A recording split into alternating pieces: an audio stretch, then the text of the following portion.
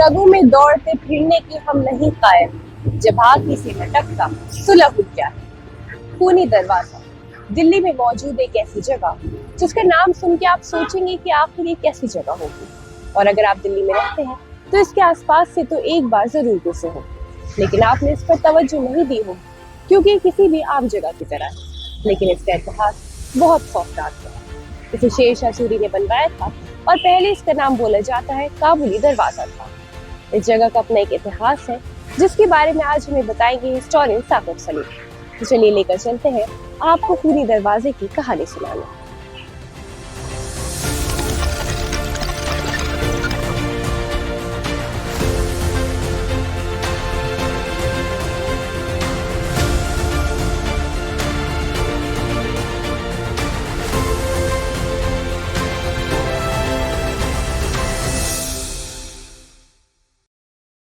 तो जैसे आज हम आए खूनी दरवाजे के पास, तो मैं जानना चाहूंगी इसका ये नाम क्यों रखा गया और कैसे रखा गया। सबसे पहले तो हमें ये जानना होगा कि खूनी दरवाज़ा एज सच इसका ओरिजिनल नाम नहीं है। जैसे कि यहाँ पर बोर्ड भी जो लगा है वो लाल दरवाज़ा लगा हुआ है, और इससे पहले बहुत सारे हिस्टोरियंस, बहुत सारे इतिहासकार ये मानते हैं कि इस जगह का नाम काबुली गेट था या काबुली दरवाज़ा था, यानी कि काबुल की तरफ जाने वाला दरवाज़ा। काबुल की तरफ जाने वाला जो दरवाज़ा है, जैसे कश्मीरी गेट है, इस तरीके से ये भी एक दरवाज़ा था।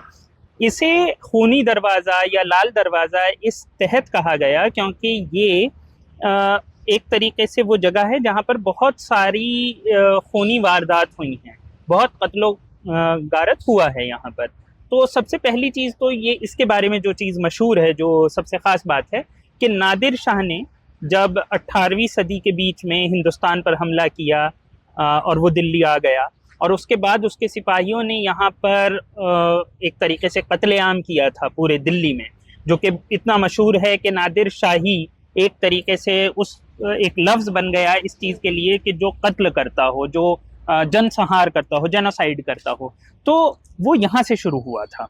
ये माना जाता है कि वो साइट यही थी जहाँ से वो पूरा मैसेकर शुरू हुआ, जो बाद में पूरी दिल्ली में फैला और जिसमें कि बहुत सारे हिंदुस्तानियों के कत्ल हुए। उसके बाद इसका एक और रोल ये भी है कि 1857 में जो हमारे बहादुर शाह जफ़र थे, बहादुर शाह जफ़र के जो बेटे थे और जो उनके जो कमांडर इन चीफ भी थे वो, तो उनका 3 बेटों का कत्ल यहाँ पर हडसन ने, मेजर हडसन ने किया था। पॉइंट ब्लैंक रेंज पर गोली मार दी थी, तो उनका यहीं पर कत्ल हुआ था। पहले उनके कपड़े उतरवाए गए, फिर उन्हें गोली मारी। ये पूरा का पूरा एक किस्सा है। और उसके बाद फिर एक कत्लेआम हुआ, और ये कहा जाता है कि नादिर शाह से बड़ा कत्लेआम अंग्रेज़ों ने दिल्ली पर बर्पा किया था। और वो जो 3 शहजादे थे, उनकी लाश को उन्होंने चांदनी चौक पर जाकर टंगा दिया था, और कई दिन तक वो टंगी रही थी। तो इसलिए इसे खूनी दरवाज़ा, लाल दरवाज़ा कहा जाने लगा वक्त के साथ। वैसे इसका नाम काबुली दरवाज़ा है, ऐसा कहा जाता है। जैसे आपने अभी बताया शेरशाह सूरी का एक किस्सा, तो उन्होंने क्यों बनवाए थे ऐसे, किस उससे बनवाया था, मोटिव से? शेरशाह सूरी के बारे में कि ये गेट क्यों बना, जैसा कि मैंने कहा, काबुल, ये दिल्ली जो है शहर है, और उस शहर से अलग अलग गेट अलग अलग डायरेक्शन में हैं। तो ये वो डायरेक्शन है जिससे आप निकलकर काबुल के रास्ते पर चलेंगे। और जैसा कि हम सब जानते हैं कि शेरशाह सूरी जो थे, वो जो कम्युनिकेशन सिस्टम है, road transport as well as आपका पानी का ट्रांसपोर्टेशन सिस्टम, इस पर उन्होंने बहुत काम किया है। ग्रांड ट्रंक रोड उनका है, जीटी रोड जिसे हम कहते हैं, वो सब उनका है। तो अगर हम उस नज़रिए से इस चीज़ को देखें तो आपको ये समझ में आएगा कि ये रोड ट्रांसपोर्टेशन का पार्ट है।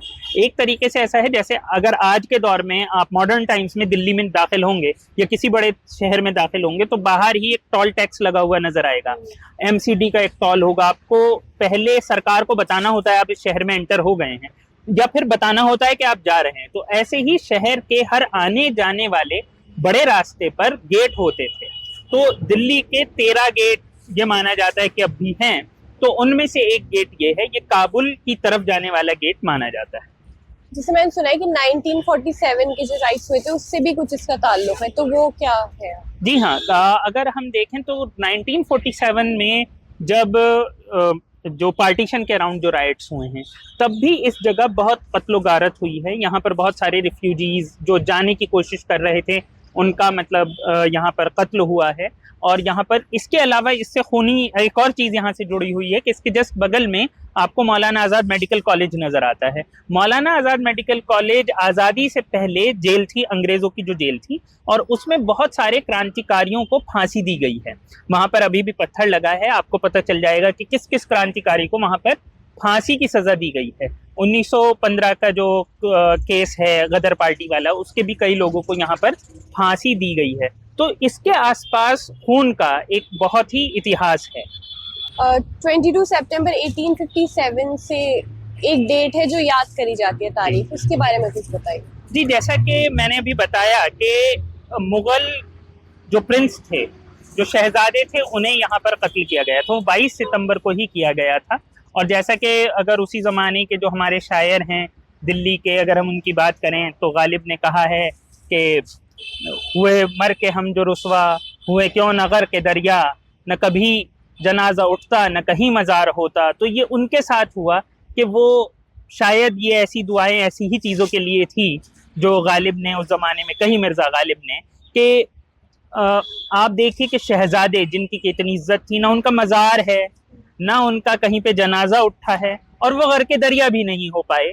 उनकी लाश को बहुत बुरी तरह यहाँ पर हडसन ने बैलगाड़ी से उतारा, उनके कपड़े उतरवाए 22 सितंबर 1857 को, उन लोगों के जो कि हिंदुस्तान की जंग आज़ादी, हिंदुस्तान की फ्रीडम स्ट्रगल के सबसे इम्पॉर्टेंट लीडर थे, और यही कहकर गोली मारी है। अगर आप हडसन के बयान पढ़ेंगे तो हडसन ने यही कहा है कि जो लोग 1857 में हमारे खिलाफ लड़ रहे थे, हमने उनके लीडर्स को गोली मार दी, और मुझे इस बात की बहुत ज़्यादा खुशी है कि मैंने अपने हाथों से उन्हें कत्ल किया है। कुछ लोगों ने ये भी कहा कि आप ऐसे कोल्ड ब्लडेड मर्डर कैसे कर सकते हैं, तो उसने कहा कि जिन लोगों ने हमारे खिलाफ हथियार उठाए थे उन्हें सज़ा देने का यही तरीका था कि हमने उन्हें निहत्था पकड़ा, उनके कपड़े उतरवाए और उन्हें सामने से गोली मार दी। और उसके बाद उसने यहाँ पर खड़े होकर स्पीच भी दी थी। इसी जगह से हडसन ने अपने सिपाहियों को एक स्पीच दी थी कि अब हम जीत गए हैं, अब हम हिंदुस्तान पर वापस हमारा झंडा फहराया जा सकता है अंग्रेज हुकूमत का। तो ये बहुत इंपॉर्टेंट जगह है। 22 सितंबर एक बहुत इंपॉर्टेंट चीज़ है। अगर आप समझें तो 22 सितंबर से पहले कुछ महीने के लिए अंग्रेज़ों के हाथ से हिंदुस्तान चला गया था, और बल्कि अगर हम देखें तो अंग्रेज़ों के कब्जे में पूरे तौर पर दिल्ली तभी आया है। तो ये उस दिन के लिए बहुत ज़रूरी था, और बहुत सारे लोगों का यहाँ पर उसके बाद जो कत्लेआम, मतलब वो शुरुआत थी ना, सबसे पहले जो 3 शहजादों का कत्ल हुआ, उसके बाद दिल्ली में एक आम कत्लेआम के लिए लोगों को बोल दिया गया। और पूरा आप देखिए जो चांदनी चौक की सड़कें हैं, वहां पर हर जगह से लोगों को ढूंढ ढूंढ कर मारा जाने लगा। मतलब उस बारे में आप पढ़ेंगे तो उस जमाने के मिर्जा गालिब थे, उन्होंने अपने खतूत में लिखा है, उन्होंने अपने एक दोस्त को लिखा है उस जमाने में कि मैं जिंदा हूँ और मैं अभी तक जिंदा हूँ, इससे ज्यादा मैं क्या कहूँ, इससे ज्यादा तुम भी कुछ मत कहो वरना हम सब मारे जाएंगे। तो ये जो सारी बातें हैं ये समझने की है कि कत्लेआम की शुरुआत यहीं से हुई थी, तो इसलिए इसका बहुत ज़्यादा इम्पोर्टेंस है, भले ही आज लोग इसे नहीं जानते।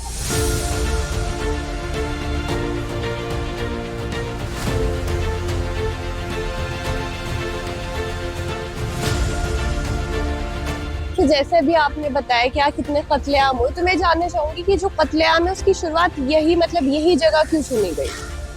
इसकी तो कोई खास वजह नहीं पता है कि क्यों हर किसी को यही जगह पसंद आती थी, या फिर इस जगह के बारे में कुछ ऐसा लिखा गया है। यहाँ को लेकर बहुत सारे किस्से आज भी मशहूर हैं कि यहाँ पर लोगों को भूत दिखाई देते हैं। कुछ लोगों का कहना है कि यहाँ पर शहजादों की माँ जीनत महल जो है उसकी आत्मा दिखाई देती है। कुछ लोगों को लगता है यहाँ पर अगर अंग्रेज घूमने आ जाते हैं तो भूत उनके साथ कुछ कर देगा। तो ऐसी बहुत सी कहानियां तो यहाँ से अभी भी जुड़ी हुई हैं, लेकिन मुझे नहीं लगता कि किसी ने बिल्कुल पिन पॉइंट सोचा होगा कि यहीं पर हमें कुछ करना है।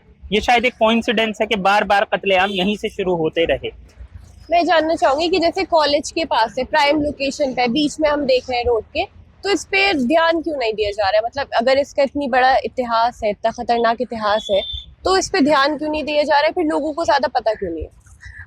ये तो एक काफी अजीब सी बात है। अगर देखा जाए तो जैसे कि मैंने अभी कहा 1857 के लीडर्स का यहाँ पर कत्ल हुआ, उसके बाद दिल्ली का कत्लेआम यहाँ से शुरू हुआ।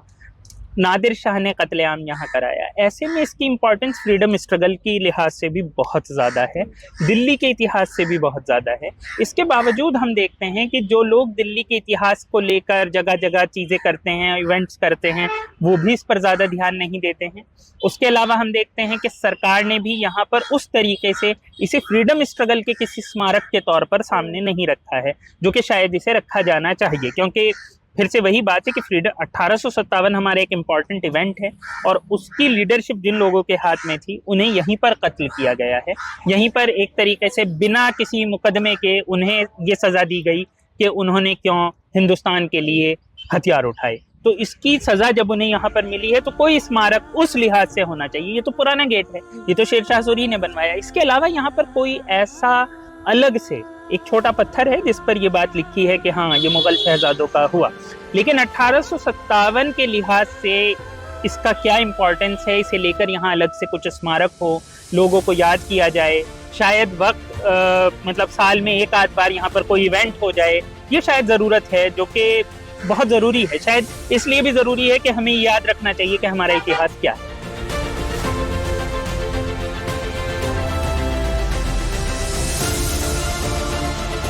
आज हम आपको लेके आए थे दिल्ली गेट के पास मौजूद खूनी दरवाजे पे, जहां हमने इसके इतिहास के बारे में जाना। ऐसी ही इतिहास से जुड़ी और भी दिलचस्प कहानी के लिए आप देखते रहिए हर हफ्ते धरोहर।